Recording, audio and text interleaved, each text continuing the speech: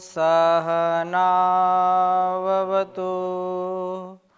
सहनौ भुनक्तु सह वीर्यं करवावहै तेजस्विनावधीतमस्तु मा विद्विषावहै। ओम शांति शांति शांति। ऋग्वेद के प्रथम मंडल का स्वाध्याय कर रहे हैं और अंतिम मंत्र 90वें सूक्त का जो अंतिम मंत्र है उसकी चर्चा हम कर रहे थे। बहुत ही सुंदर विचार, बहुत ही सुंदर यहाँ पर एक मनोवैज्ञानिक विश्लेषण के साथ जो कल्याण की कामना की गई है, कल्याणी वेदवाणी का यह जो संदेश है, यदि हम अपने जीवन में आत्मसात करें तो उस परमात्मा से लेकर के प्रकृति और आत्मा, तीनों का जो स्वरूप है, तीनों का जो संबंध है, व्यष्टि से समष्टि का जो संबंध है, उसमें हम अपने आप का भी कल्याण कर पाएंगे और हमारे जो आश्रित संसार के लोग हैं, संसार के प्राणी हैं, उनका भी हम कल्याण कर पाएंगे। जो लोग कहते हैं कि वेदों में तो केवल पूजा है, ईश्वर की पूजा है, भक्ति है और कुछ नहीं है,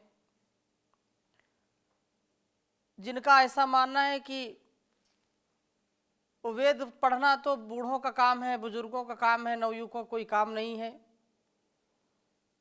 या एक समुदाय विशेष का काम है, ये उनकी धारणा मिथ्या है, युक्ति युक्त नहीं है, व्यवहारुक्त नहीं है। एक मंत्र अपने जीवन में हम आत्मसात करें। हजारों हजारों मंत्र का उपदेश हम सबके लिए है। अगर हम हजारों नहीं कर सकते तो कम से कम एक मंत्र को अपने जीवन का यंत्र बना करके काम करें।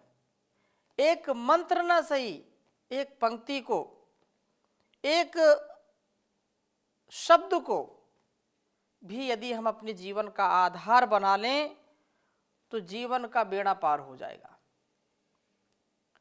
जीवन जो गर्त में जा रहा है, जो पतन को प्राप्त हो रहा है, उत्थान की प्राप्ति होगी, उत्कर्ष की प्राप्ति होगी, उन्नति होगी। तो ऐसी धारणा के साथ सब हमारे कल्याण के लिए समष्टि लगी है, हम भी सबके कल्याण के लिए लगें। ऐसी मनोभावना के साथ हम मित्रता आदि उपायों को क्रियान्वित करते हुए शांत जीवन जीने वाले हों। जिसका मन शांत है, जिसका कृतित्व और व्यक्तित्व उदात्त है, उसको किसी से भय नहीं होता है। तो शांति प्राप्ति के 7 साधन इस मंत्र में बताए हैं। शांति प्राप्ति के 7 साधन इस मंत्र में बताए हैं। पिछली कक्षा में हमने थोड़ी सी चर्चा की थी और मित्रता के ऊपर थोड़ा सा जोर दिया था कि वास्तव में मित्रता बहुत बड़ी जो है सौगात है उस परमात्मा की। वे सौभाग्यशाली लोग हैं जिनको अच्छे और सच्चे मित्र मिलते हैं। एक बार मंत्र का उच्चारण करेंगे। ओम सन्नो मित्राः संवरुणः सन्नो भवत्यर्यमा।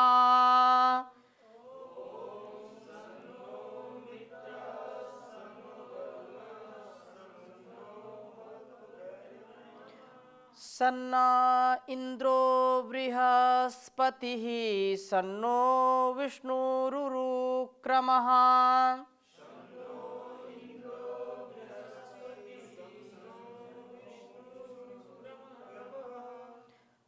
बहुत ही सुंदर मंत्र है। सन्नो मित्रः, वह मित्र प्राणी मात्र के साथ स्नेह करने वाला प्रभु क्योंकि मित्र हमारे लोक में भी बहुत हैं, और सबसे बड़ा जो मित्र है वो कौन है? परमात्मा है। वो हमारे लिए कल्याण करने वाला हो, हमारे जीवन का कल्याण करे, हमारा संपूर्ण जीवन दिव्यता से परिपूर्ण हो जाए, शांति देने वाला हो। जो मित्र को शांति न दे, अशांति यदि फैला दे, तो मित्र किस काम का? मित्र तो वही है जो हमको शांति प्रदान करता है। मित्र की सन्निधि में हम शांत हो जाते हैं, अपार आह्लाद प्रसन्नता का प्रवाह हमारे हृदय में फूट पड़ता है। वरुणः, किसी के प्रति द्वेष न रखने वाला वह श्रेष्ठ प्रभु जो वरुण है, जो अद्वेष की भावना से ओतप्रोत है और हमारे अंदर भी अद्वेष का आधान करने वाला प्रभु सम हमें कल्याण को प्राप्त हो, हमारे जीवन में शांति प्राप्त कराए, हम कभी भी अशांत न रहें। नह, हमारे लिए अरेमा अरिनियच्छति, शत्रुओं का नियमन करने वाला प्रभु संभवतु, शांति देने वाला हो। और इंद्र, जो परम ऐश्वर्यशाली प्रभु है, जो इति परम ऐश्वर्य, जो परम ऐश्वर्य का अतिरेक है, ऐश्वर्य का जो भंडार है, उससे ज्यादा ऐश्वर्य किसी के पास नहीं है। तो ऐसा सर्वशक्तिमान वह परमात्मा जो इंद्र, वह प्रभु सब असुरों का संहार करने वाला है। वह प्रभु न शम, हमें शांति प्रदान करे। और बृहस्पति ही, ऊंचे से ऊंचे ज्ञान का जो पति है, जो ज्ञान का दाता है, ज्ञान का देने वाला है, सदा कल्याण करने वाला है, ऐसा प्रभु, ऐसा बृहस्पति निरतिशय ज्ञान का जो भंडार है, वह सम शांति देने वाला हो। न हमारे लिए, और विष्णु, वह जो सर्वव्यापक है, विश्री व्याप्त, जो सब जगह विद्यमान है, हम उसकी पहचान करें या ना करें, वह सब जगह विद्यमान है, कण कण में जो समाया है, जर्रे जर्रे में जो बसा हुआ है। ऐसा प्रभु सम हमको शांति प्रदान करें। और अंत में कहा सन्नो विष्णु रुरुक्रमः, जो उरुक्रमः है, वह महान क्रम व्यवस्था वाला प्रभु हमारे लिए शांति देने वाला हो। तो प्रस्तुत मंत्र वर्ण किया गया है 7 नामों से। 7 ये साधन हैं कि हम जिनसे शांति को प्राप्त होते हैं।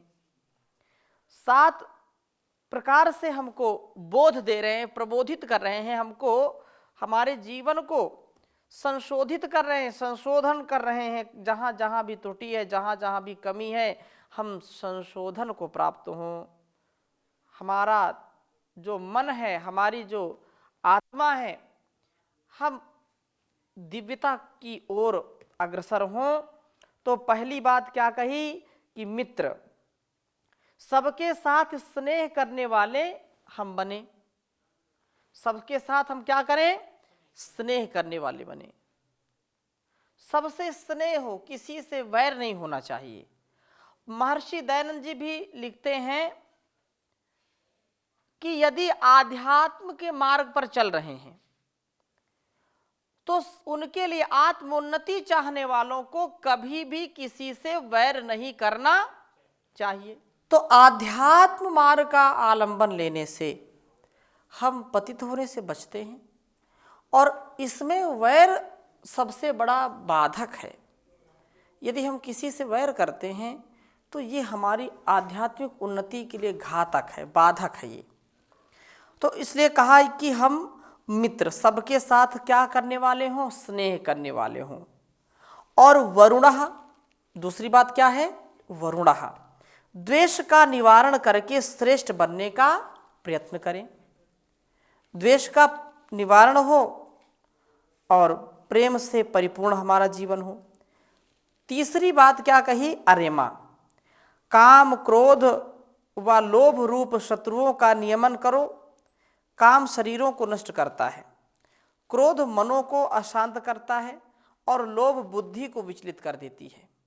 लोभ यदि एक अवगुण है, लोभ अगर आया मन में तो व्यक्ति की बुद्धि दूषित हो जाती है।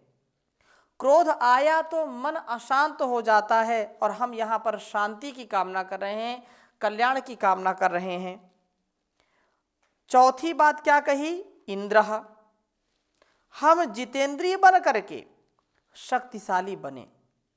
तो हम शक्तिशाली बनेंगे, जितेंद्रिय बनेंगे तो हमारा जीवन कभी भी रोगग्रस्त नहीं होगा, हमारा शरीर, हमारा तन मन स्वस्थ रहेगा।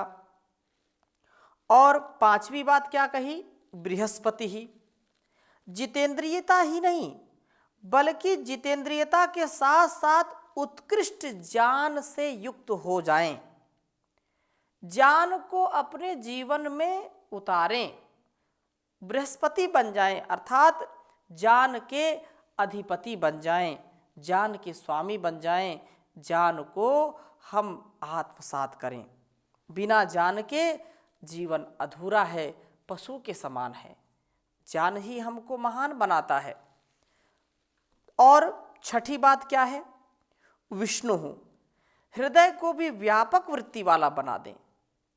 हम संकीर्ण विचारधारा में जब तक रहेंगे तब तक आध्यात्मिक उन्नति नहीं हो सकती है।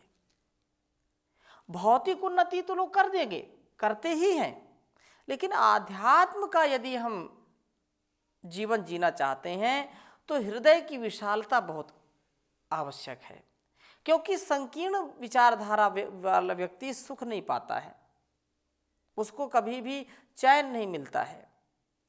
अयम निजः परो वेति गणना लघु चेतसाम उदार चरिता नाम तु वसुधैव कुटुंबकम। जो मेरा ये तेरे की जो भावना है, ये छोटी तुच्छ विचारधारा जिनकी होती है वो ऐसा करते हैं, लेकिन जो विशाल हृदय वाले हैं उनके लिए तो वसुधैव कुटुंबकम, ये सारा संसार, सारी वसुधा ही परिवार है। वहाँ पर कोई व्यापार नहीं, केवल प्यार ही प्यार है। और सातवीं बात क्या कही? उरुक्रमः, प्रत्येक कर्म बड़ा व्यवस्थित हो, तुम्हारे जीवन में व्यवस्था दिखाई दे। अस्त व्यस्त अव्यवस्थित जो जीवन है उसमें व्यक्ति परेशान होता है, हताश निराश होता है, कभी भी वह आनंद के साथ, सिस्टम के साथ नहीं जी पाता है। तो ये जो जीवन का जीना जो है, जीवन जीने की जो कला है, आर्ट ऑफ लिविंग है, जीवन का जो मैनेजमेंट है, उसको जजमेंट के साथ जिए। एक एक बात पर हमको पूरा निर्णय होना चाहिए कि क्या सही है, क्या गलत है, क्या करना है, क्या नहीं करना है। जीवन मैनेजमेंट से चलता है। आजकल मैनेजमेंट की बड़ी चर्चा है, तो हर प्रकार के मैनेजमेंट से, एडजस्टमेंट से लेकर के जजमेंट करना भी हम सीखें, न्याय युक्त व्यवहार करना सीखें। हम केवल इधर से उधर में लगे रहते हैं, केवल उठा पटक में लगे रहते हैं, एडजस्टमेंट में लगे रहते हैं। तो एडजस्टमेंट ना हो, ठीक ठीक, हाँ, ध्यान पूर्वक, ज्ञान पूर्वक जीवन को आध्यात्म से युक्त, जो दुख है, आधिदैविक, आधिभौतिक, आध्यात्मिक, इन दुखों से ऊपर उठने का प्रयास करें। तो ये 7 बातें हमें हमेशा याद रखनी चाहिए, और ये 7 बातें यदि हमने जीवन में उतार ली तो कभी भी हम अवनति को नहीं प्राप्त होंगे, कभी हमारा अकल्याण नहीं हो सकता, हम कभी अशांत नहीं हो सकते हैं। हमारे मन, बुद्धि, शरीर आदि सभी शांति के कार्य करने वाले होंगे, कभी इससे विपरीत नहीं होंगे। हम प्रभु का दर्शन करने का प्रयत्न करें, प्रभु हमें सरल मार्ग से ले चलें, और इस प्रकार से हम अपने जीवन को सुंदर, सरल बहुत ही अच्छी प्रकार से जी सकते हैं। तो आज यहाँ तक हमने, यह अंतिम मंत्र था 90वें सूक्त का। इस प्रकार से सूक्तों का जो मंत्र कभी कभी अधिक होते, कभी 5 होते, कभी 20-20, 25-25, 30-30, 60-60 भी हो सकते हैं। तो ये बहुत सुंदर था और हम ये प्रार्थना करें कि हमारे अंदर वास्तव में मनुष्यता आए, मनुष्यता से युक्त हो। ये वेदवाणी, ये जो वेद का हमारा स्वाध्याय है, वैसा हम जीने का प्रयास करें।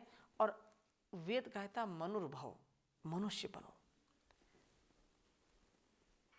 यह मानव का जीवन मिलकर के यदि हमारे अंदर दानव की प्रवृत्ति हुई, देव का शरीर पा करके असुर का यदि हम व्यवहार करते हैं, तो ये उचित नहीं होगा। इसलिए कहा है, आज के इंसान को इंसान बनना चाहिए, छल कपट को छोड़ कर गुणवान बनना चाहिए। आज के इंसान को इंसान बनना चाहिए, छल कपट को छोड़ कर गुणवान बनना चाहिए। आज का इंसान तो बेईमान बनता जा रहा, इंसानियत को छोड़कर शैतान बनता जा रहा। बेसहारा लोगों पर यह जुल्म करता जा रहा, उनकी आहों की वजह से खुद भी मरता जा रहा। ऐसों को तो मानवता का पाठ पढ़ाना चाहिए, आज के इंसान को इंसान बनना चाहिए। बीज बोकर बाजरे का चाहते हैं गदम मिले, दुख दिया सुख ना मिलेगा, गम के बदले गम मिले। बोया पेड़ बबूल का फिर आम ही कैसे मिले, सच बताएं विश्व प्रेमी, सुख के बदले सुख मिले। सुख दिया जिसने तो उसको सुख ही मिलना चाहिए, आज के इंसान को इंसान बनना चाहिए। वेद का ही धर्म है सारे जमाने के लिए, वेद का ही धर्म है सारे जमाने के लिए। बिगड़ते हुए इंसान को इंसान बनने के लिए, न्याय पुरुषार्थ से दौलत को कमाने के लिए, दीन दुखियों देश के हित में लगाने के लिए। वेद का उपदेश सुनना और सुनाना चाहिए, वेद का उपदेश सुनना और सुनाना चाहिए। आज के इंसान को इंसान बनना चाहिए। वेद के प्रचार से सब कुछ लुटा दो आर्यों, वेद के प्रचार में सब कुछ लुटा दो आर्यों। पाप अत्याचार को बिल्कुल मिटा दो आर्यों, फूट डायन आ गई उसको भगा दो आर्यों। विश्व में फिर प्रेम की गंगा बहा दो आर्यों। महर्षि ने जो कहा उस पर ही चलना चाहिए, आज के इंसान को इंसान बनना चाहिए। छल कपट को छोड़कर गुणवान बनना चाहिए, छोड़कर चिंता निराशा शुभ कर्म करता ही जा। निंदा चुगली पाप है शक्ति न इसमें तू गवा, छोड़कर चिंता निराशा शुभ कर्म करता ही जा। निंदा चुगली पाप है शक्ति न इसमें तू गवा। गर कोई भला मुसाफिर आ मिले तो रास्ता बता, बन के सच्चा विश्व प्रेमी विष्णु को छाती से लगा, विश्व प्रेमी विश्व का उपकार करना चाहिए। आज के इंसान को इंसान बनना चाहिए, छल कपट को छोड़कर गुणवान बनना चाहिए। ऐसे को तो मानवता का पाठ पढ़ाना चाहिए, वेद का उपदेश सुनना और सुनाना चाहिए। तो संसार का उपकार करना हम सबका परम कर्तव्य है, और इस कर्तव्य के निर्वहन के लिए हमारे अंदर जो शांति का भाव है, जो कल्याण का भाव है, वही जब जागृत होगा तभी जाकर के हमारा उद्देश्य पूरा हो सकता है। अगर मन शांत नहीं है, चाहे कितना भी धन हो, कितना सुंदर तन हो, उसका कोई भी महत्व नहीं है। कफन तो एक दिन मिलेगा ही मिलेगा, कफन में जल्दी व्यक्ति चला जाएगा यदि मन को तन को स्वस्थ नहीं बनाएगा। अर्थात मन की शांति के लिए लोग पता नहीं क्या क्या करते हैं, लेकिन क्षणिक शांति मिलती है। जो हमको शाश्वत शांति देने वाला है वह परमपिता परमेश्वर, वह जगदाधार जगन माता जगत जननी के रूप में प्रभु को हम सदा पुकारें और इसके आधार पर ही जीवन को संवारें। ऐसा यदि हम करते हैं, कराते हैं, तो जीवन को सफल बनाते हैं। नहीं तो दुर्गति ही दूसरों को भी दिखाते हैं, हम खुद भी देखते हैं। प्रगति के लिए परम आवश्यक है कि हम ऐसे मार्ग का ही आलंबन लें जो हमारे लिए परम आवश्यक है, और कोई दूसरा उपाय नहीं, दूसरा कोई रास्ता नहीं है। सरल मार्ग ही ऐसा रास्ता है जो सच्चाई का मार्ग है, जो अच्छाई का मार्ग है। इस राह पर चलते चलते यदि थक भी जाए तो भी कभी भी हमको हताश निराश नहीं होना चाहिए। कुछ लोग बहुत जल्दी हताश निराश हो जाते हैं और उनके मन में आता है कि अब तो बहुत हो गया, अब हमसे चला नहीं जा रहा है। तो भी हम प्रयास करें कि हम कभी भी धोखा न खाएं, कभी दूसरों को धोखा न दें और अपनी शक्ति के बल पर सदा आगे बढ़ते रहना चाहिए। बहुत ही सुंदर बात कही है, क्योंकि यह बार बार मिलता नहीं तन। एक बार भजन कर ले, एक बार भजन कर ले, मुक्ति का यतन कर ले, छूट जाएंगे जन्म मरण, प्रभु का सुमिरन कर ले। यह मानव का चोला हर बार नहीं मिलता, जो गिर गया डाली से वो फूल नहीं खिलता।